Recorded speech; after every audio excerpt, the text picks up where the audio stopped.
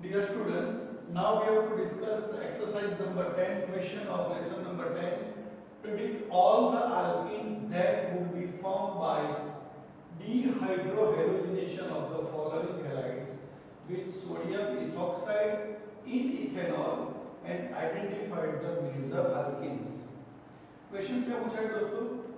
Predict the alkenes. अपने को alkenes predict करने का है, मतलब डबल बॉन्ड वाले कंपाउंड जिसका कौन सा रिएक्शन होता है दोस्तों? डीहाइड्रोहाइड्रोजनेशन, मतलब उसको हम बोलते हैं बीटा एलिमिनेशन रिएक्शन। और वो रिएक्शन करने का किसकी प्रेजेंस में बोला?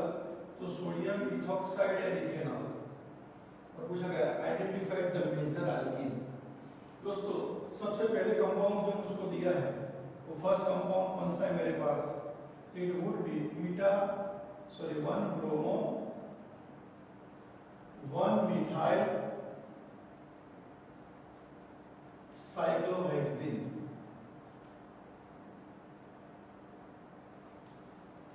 तो इसका सबसे पहले स्ट्रक्चर क्या होगा फ्रेंड्स?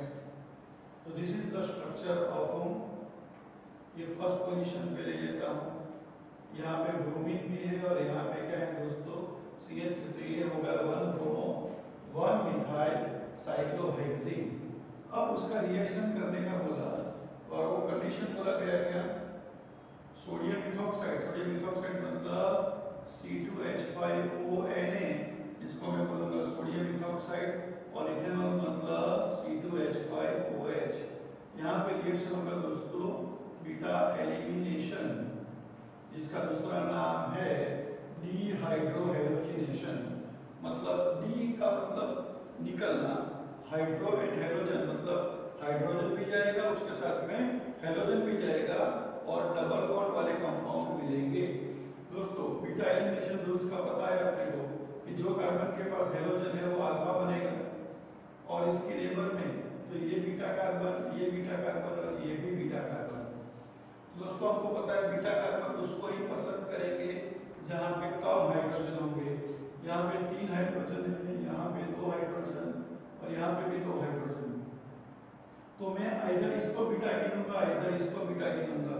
तो यहाँ से जब ये रिएक्शन होगा तो ये ब्रोमीन चला जाएगा, यहाँ से एक H जाएगा, माइनस हो जाएगा HBr और ये दोनों के बीच में बॉन्ड इंक्रीज होगा and the product obtained is यहाँ डबल बॉन्ड यहाँ CH3 और इसका अगर हम नाम लिखे it should be 1 methyl cyclohexene.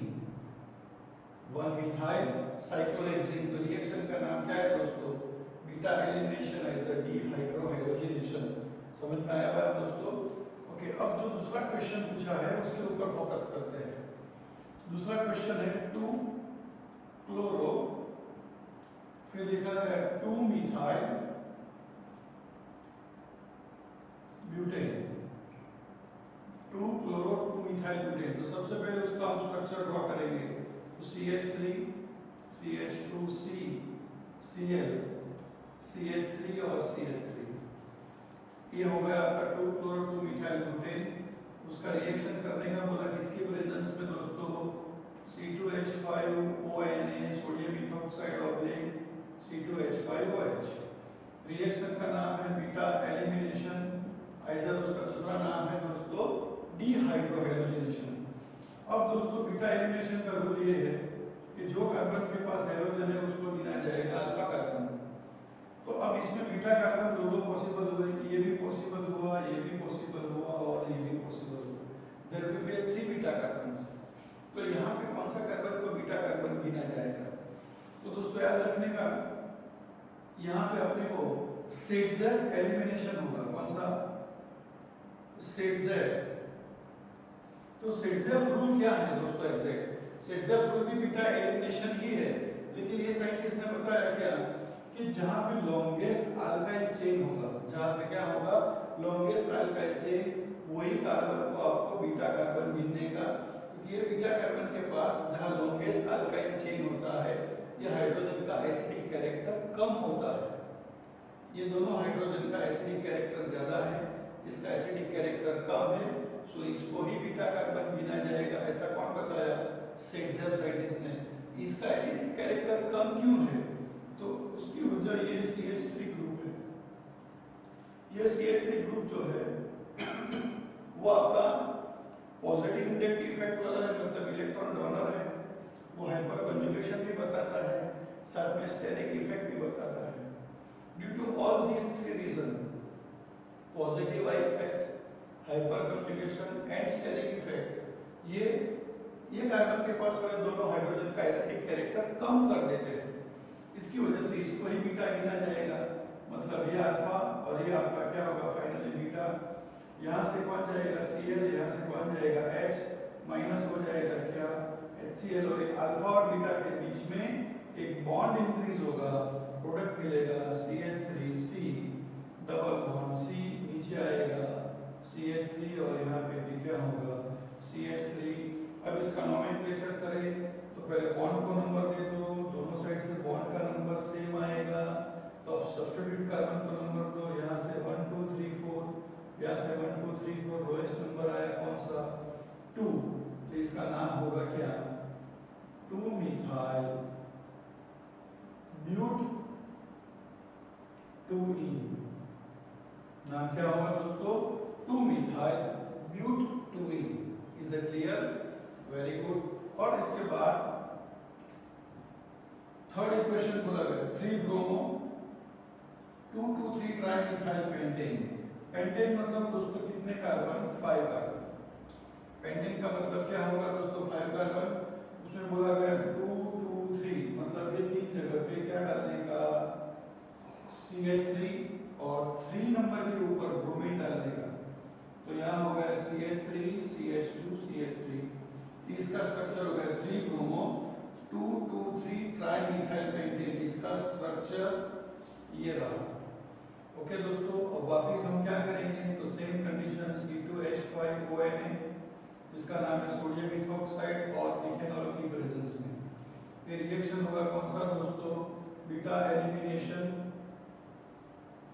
तो बीटा एलिमिनेशन रिएक्शन में क्या होगा, तो जो कार्बन के पास हैलोजन है उसको हम गिनेंगे अल्फा और उसके नेबर कार्बन को गिना जाएगा बीटा, मतलब ये बीटा और ये बीटा। अब यहाँ चेक कर सकते हो ये बीटा कार्बन के पास बीटा हाइड्रोजन ही नहीं है, मतलब यहाँ पे एलिमिनेशन पॉसिबल होगा नहीं। अब यहाँ बीटा कार्बन के पास 3 हाइड्रोजन, ये बीटा कार्बन के पास 2 हाइड्रोजन, और यहाँ कौन सा ग्रुप है मेरे पास दोस्तों CH3, तो ये बीटा कार्बन के हाइड्रोजन है they are less acidic due to this CH3 group, जिसके बारे में हम आगे बात कर चुके हैं, because it have a positive effect, hyperconjugation and steric effect, उसकी वजह से ये हाइड्रोजन का एसिडिक कैरेक्टर क्या होता है कम। तो they follow which rule Saytzeff rule. कौन सा रूल होगा दोस्तों सेट-ज़ेफ रूल, और सेट-ज़ेफ रूल में जो बीटा कार्बन है यहाँ से हाइड्रोजन को एलिमिनेट करेगा, यहाँ से ब्रोमीन जाएगा, माइनस होगा क्या दोस्तों HBr, और वो दोनों के बीच में बॉन्ड इंक्रीज होगा, प्रोडक्ट मिलेगा CH3C double bond H double bond C CH3C CH3 CH3 and CH2 CH3, मतलब अल्फा और बीटा के बीच में एक बॉन्ड इंक्रीज हो गया। तो दोस्तों अब इसका नोमेनक्लेचर करेंगे तो डबल बॉन्ड का नंबर 1 2 3 4, यहाँ से जो 1 2 3 4 तो 2 इज द लोएस्ट नंबर, तो यहीं से कार्बन को नंबरिंग किया जाएगा 1 2 3 4 एंड 5। तीसरे कार्बन के ऊपर मिथाइल, चौथे के ऊपर 2 बार मिथाइल, इसका नाम होगा 3 4 4 ट्राई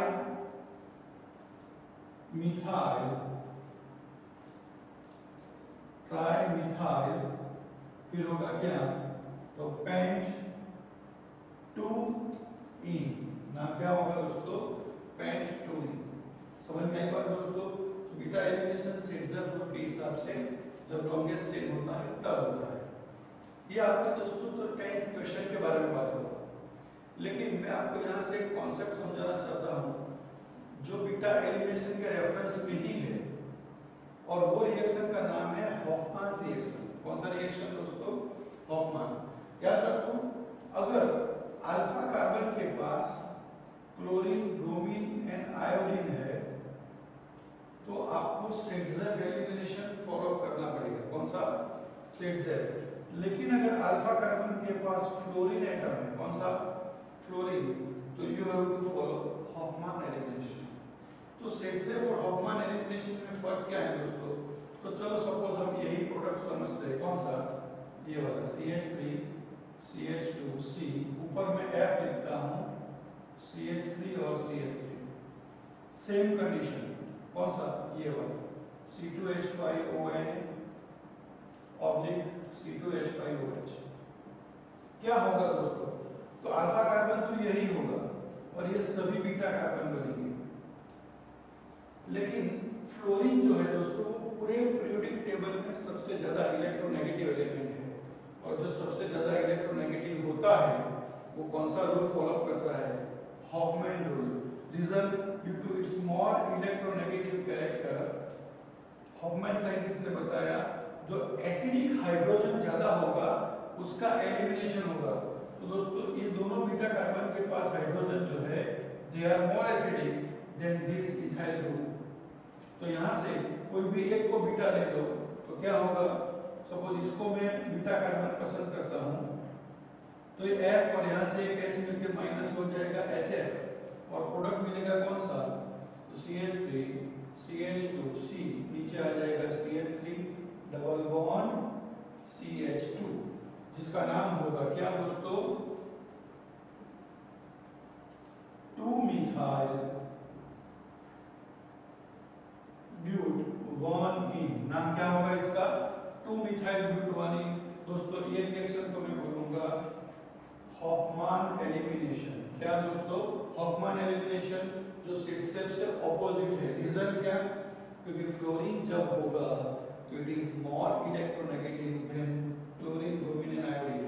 मतलब यहाँ पे क्लोरीन होगा, ब्रोमीन होगा और आयोडीन होगा, we have to follow Saytzeff rule, less acidic hydrogen का एलिमिनेशन होगा।